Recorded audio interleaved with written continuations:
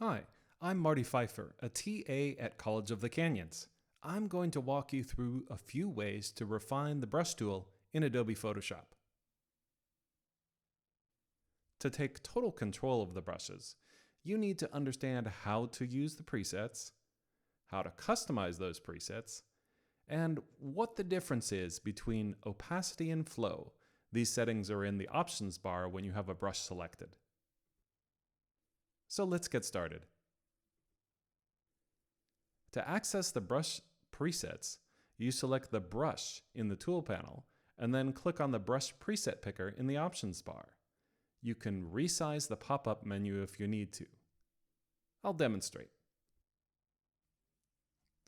I'm going to make sure that I'm using the brush tool and then click the brush preset picker. Then we'll expand the pop-up menu so we can see more options. As you can see, there are a lot of different brushes you can choose. How about loading even more new presets? Here's how to do it. Click on the gear icon in the brush preset pop-up menu, select Import Brushes, and then you choose a brush preset file. This will have an ABR extension. A good place to get these files is from Adobe themselves. They even put a link to their website in the gear icon menu. Just select Get More Brushes, and Photoshop will open your default web browser. They add brushes each season, so it's a good idea to check out what's new. Once you've downloaded the ABR file, Adobe or somewhere else, just click on the gear icon and select Import Brushes. This opens a dialog box. I previously downloaded a brush preset that simulates grass. As you can see, it's been added to the list.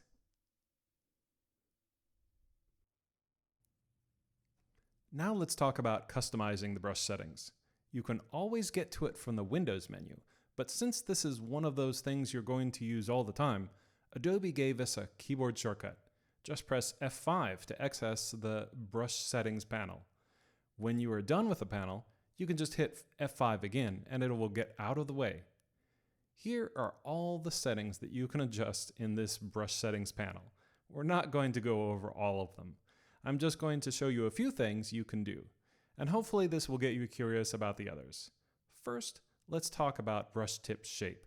We've already gone over how to change the brush tip shape from small to large and making it harder or softer using mouse gestures. However, you can do even more. But first, I'm going to add some legacy brushes so I can show you how to do calligraphy in Photoshop. I'll just go down to the calligraphy brushes and restore those.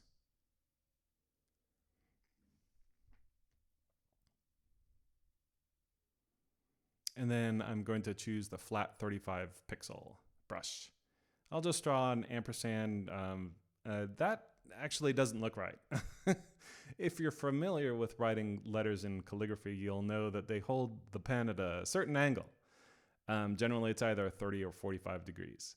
The brush I selected is negative 34 degrees, which is obviously not what we want. Since we want to emulate how calligraphy works, let's go ahead and change the angle to 45 degrees in the brush tip shape section of the brush settings. Let's give that ampersand another shot. Much better.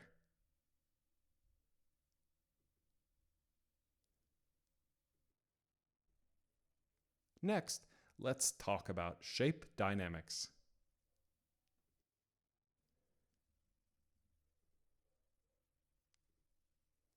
This time I'm going to go and press F5 to select a different brush. And that looks all right. As you can see, we just paint with this and it's pretty static. So let's see if we can make that a little more lively. I'll click on Shape Dynamics. After I delete this, hang on, I'll press Shape Dynamics. And then I'm going to adjust the angle jitter. Let's try 7%. And I'm going to change the control to direction. And as you see, we get a lot more variety in the brush shape. However, it's a little too jittery. Looks like we've had a little too much caffeine. So let's delete this and take the jitter down a bit. And that's a lot more pleasing looking. It's not perfect, but you can see just by making a small adjustment, you can make a big difference.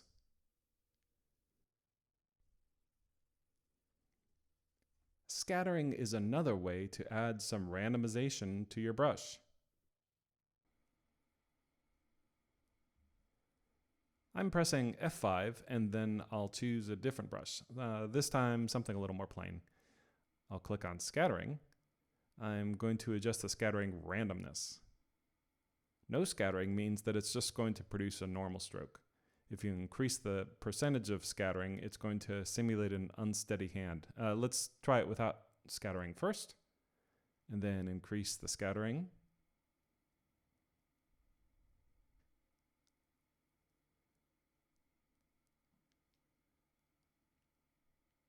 A neat effect that you can have with scattering is to have it fade out.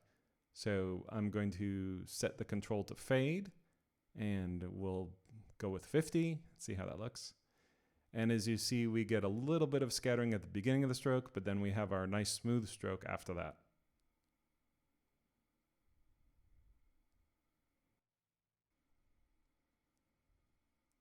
Color dynamics is a fun brush settings, so let's take a look at it. One of the brushes that I recently added is a set of grass brushes. I've chosen that preset. As you can see, it looks a little bit like grass. There's a problem though. That is not the color for grass. So let's go ahead and fix that. Let's choose green. And then, oops, there we go. We have to go into the hue cube to actually select the green.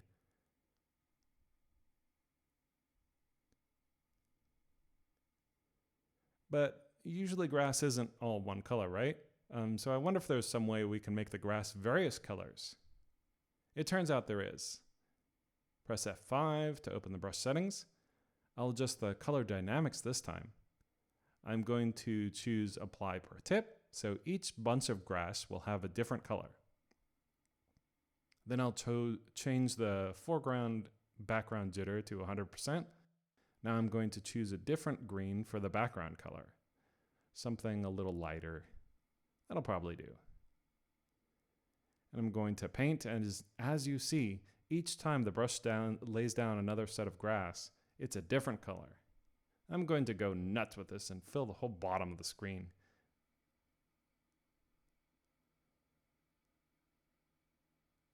It looks pretty realistic. It's amazing with one brush settings, we're able to make a more pleasing set of grass.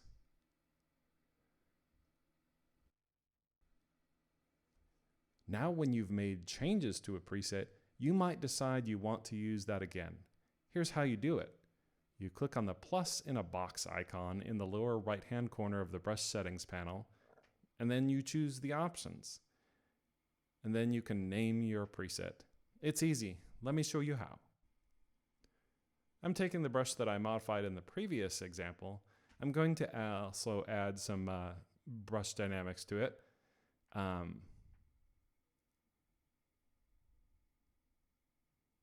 Some shape dynamics rather. And let's increase the angle jitter. Ah, that's looking pretty good. So each set of grass is at a slightly different angle, so they're not all 100% upright. So that gives us more randomness in addition to having the color. I'll probably want to use that one again. So I click on the plus, and then I type in a name, Marty's Real Grass. I want to capture the brush size and the color, and there you go. Even though the preset only shows the foreground color, it also saves the background color.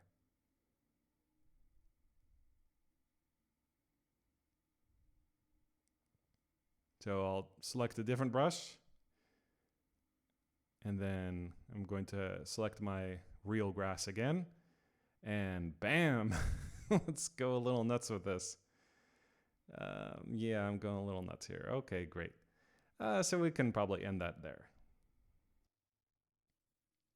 Now let's talk about something a little difficult to understand at first: opacity and flow. When we're using the brush, opacity controls the transparency of the color applied, and it works in a very specific way. You can set the opacity to 50% and in a single brushstroke go over the same area multiple times, and it will remain 50% opaque. Flow controls the rate at which the color is applied, kind of like an airbrush. One practical difference between these options is you can set flow to a lower number and get a similar effect that you'd get from opacity. However, keep in mind that these two work in different ways. To help you understand the difference, I'll do a demonstration. Here I've got a brick wall. And what do we as artists want to do when we see a boring brick wall? We want to put a little graffiti on it, of course. So that's just what I'll do. I've got a wonderful green color that's already selected, and I've changed the opacity to 50%, and I'll draw a little smiley face. This is happy graffiti. As you can see, I'm going over my initial circle, but I haven't lifted my finger off the mouse button, so it's all the same opacity. The color's not getting any deeper, it's just clarifying the edges a bit. Everything is the same intensity of green. Now let's try that with flow. As I've said earlier, you can use a lower number for flow than opacity and get the same effect. So I'll set this to 25%. That might seem really low, but as you can see, it's already pretty close to the intensity of the opacity example. Also, I haven't changed the brush size at all, so what this is demonstrating that it's laying down less ink on the edges overall. So I'll go over this a few times without lifting my finger off the mouse. Each time, the green gets more intense. We'll just draw a happy face here,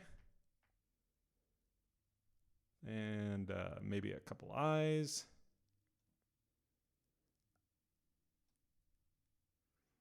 Yep, this type of painting flow, using flow, feels a bit more natural to me than opacity. It feels like how a brush would work in the real world.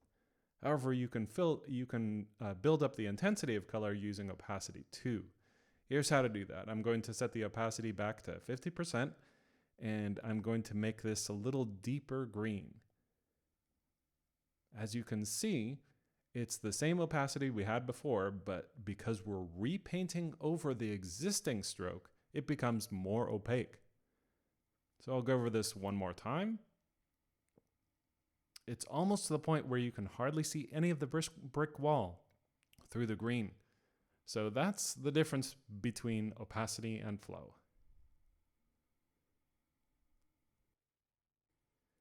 And here's tip number 2. If you have your brushes set to a weird setting, go ahead and leave them like that so that when your little sister gets on your computer, she has the frustration of figuring out how to get the brushes to act like normal brushes again. I hope this helps you get more out of using and customizing brushes in Photoshop. Thanks for watching.